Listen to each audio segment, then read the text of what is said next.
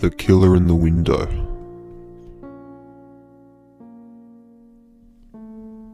A 15-year-old girl was babysitting her little sister while her parents went out to a party.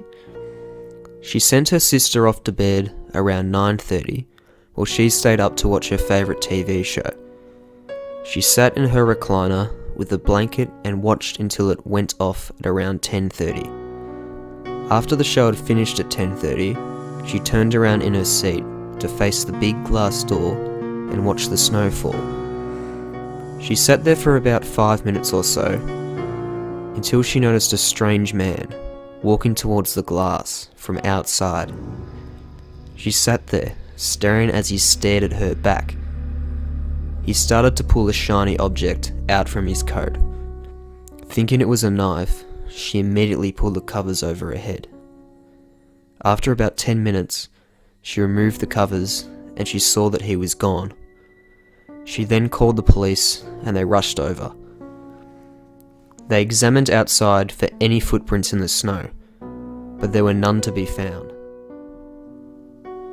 2 cops walked into her house to tell her the bad news, until they noticed a trail of big, wet, heavy footprints leading up to the chair where the girl had been sitting.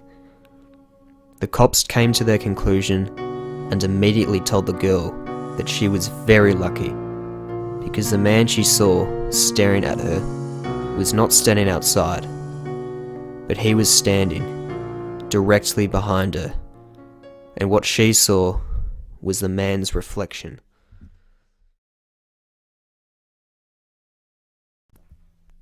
The Spider Bite.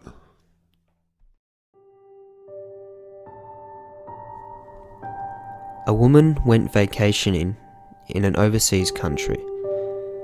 While lying on the beach, she fell asleep.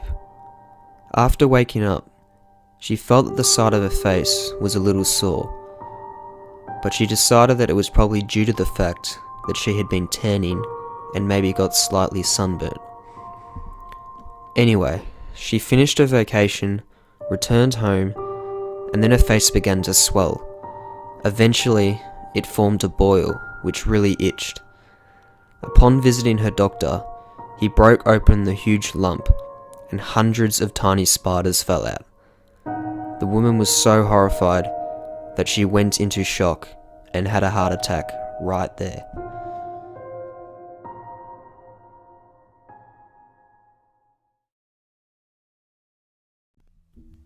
Drip, drip, drip.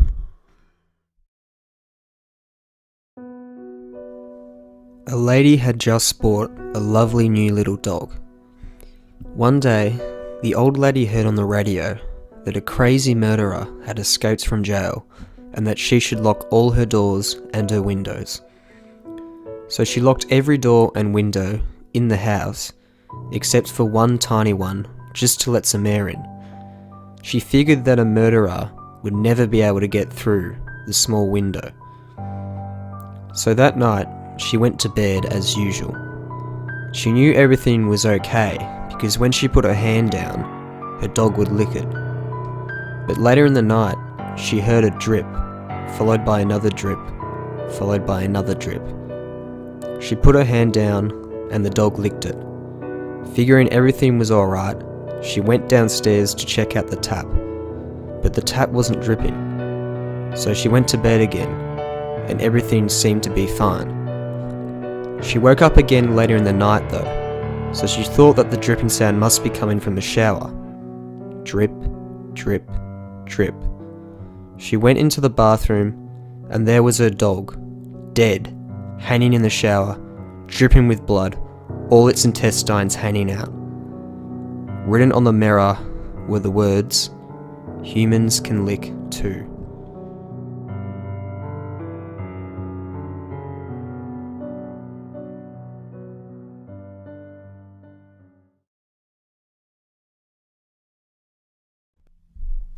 The Killer in the Dark.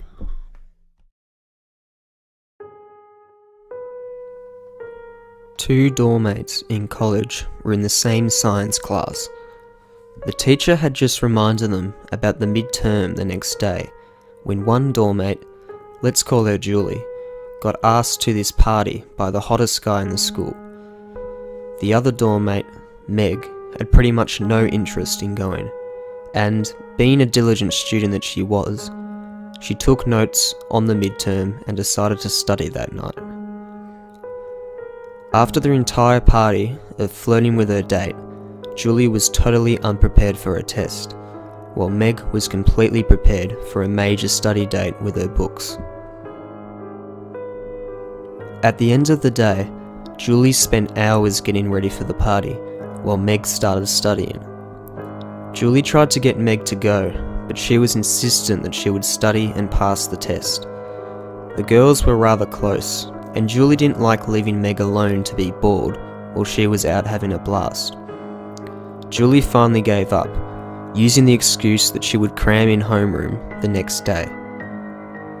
Julie went to the party and had the time of her life with her date. She headed back to her dorm around 2 AM and decided not to wake up Meg. She went to bed nervous about the midterm and decided she would wake up early to ask Meg for help. The next morning, she woke up early and went to wake Meg up. Meg was lying on her stomach, apparently sound asleep. Julie rolled Meg over to reveal Meg's terrified face. Concerned, Julie turned on the desk lamp. Meg's study stuff was still open and had blood all over it. Meg had been slaughtered. Julie, in horror, fell to the floor. She looked up to see, written on the wall in Meg's blood, were the words, "Aren't you glad you didn't turn on the light?"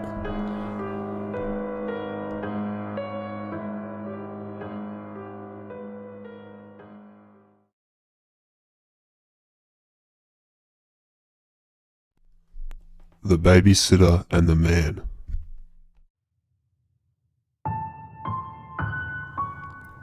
A married couple were going out for the evening and called in a teenage babysitter to take care of their 3 children. When she arrived, they told her they probably wouldn't be back until late, and that the kids were already asleep, so she shouldn't need to disturb them.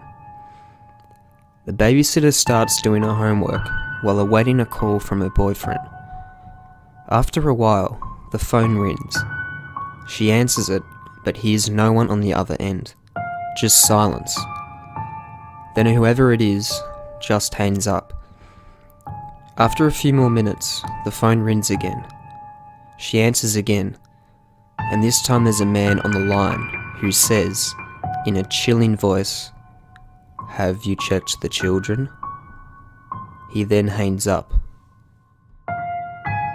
At first, she thinks it might have been the father just calling to check up, and then he got interrupted, so she decides to ignore it. She goes back to her homework, but then the phone rings again.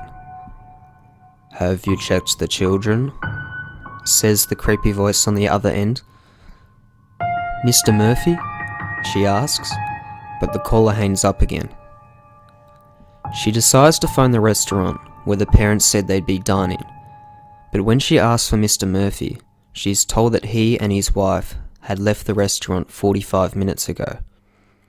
So she calls the police and reports that a stranger has been calling her and then hanging up. "Has he threatened you?" the dispatcher asks. "No," she says. "Well, there's nothing that we can really do about it then. You could try reporting the prank caller to the phone company." A few minutes go by and she gets another call. "Why haven't you checked the children?" the voice says. "Who is this?"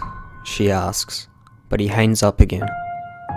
She dials 911 again and says, "I'm scared. I know he's out there. He's watching me." "Have you seen him?" the dispatcher asks. She says no. "Well, there isn't much we can do about it," the dispatcher says.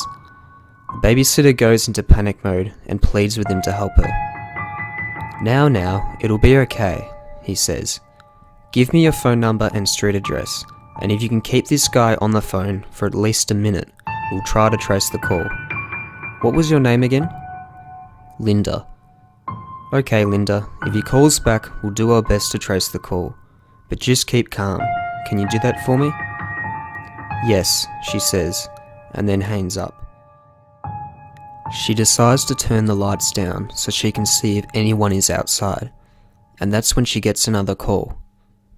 It's me, the familiar voice says. Why did you turn the lights down?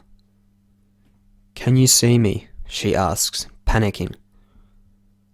Yes, he says after a long pause.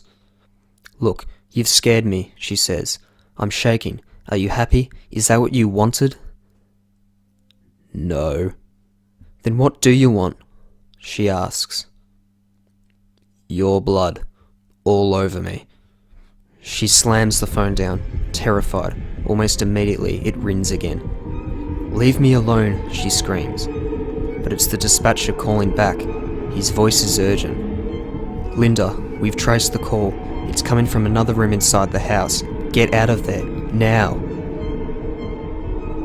She tears to the front door, attempting to unlock it and dash outside, only to find the chain at the top still latched. In the time it takes her to unhook it, she sees a door open at the top of the stairs.